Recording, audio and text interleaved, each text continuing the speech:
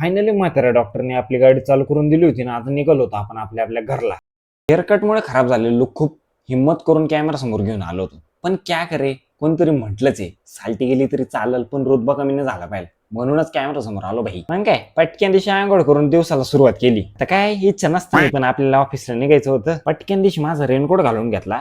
आयला पावसाला बी काय करावं राव, थांबायलाच तयार नाही ना भाई. आणि त्यात रस्त्याने ट्रक्स, नुसतं चिखल उडवते बाई. मग काय आपल्या सखीला कोल्ड स्टार्ट केलं आणि पोहोचलो लगेच ऑफिसला पोहोचून लगेच आलो तुमच्या समोर शायनिंग मारायला. उगा चेहऱ्यावरती थोडाफार हात फिरवला आणि बॉडी दाखवली. चमायला बिना जिम करताच डोले शेवले तर देखो याच्या गावात. ऑफिसला पोहोचून आपण लागलो होतो कामाला, तेवढ्यात आपण बाजूला पाहिलं तर चमारे जिधर उधर आपने चर्चे.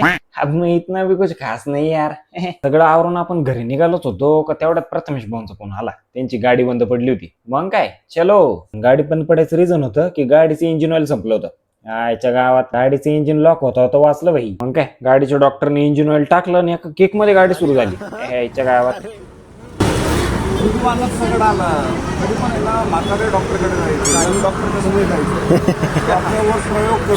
फायनली म्हाताऱ्या डॉक्टरने आपली गाडी चालू करून दिली होती ना, आता निघालो होतो आपण आपल्या आपल्या घरला. चला मग बाय बाय.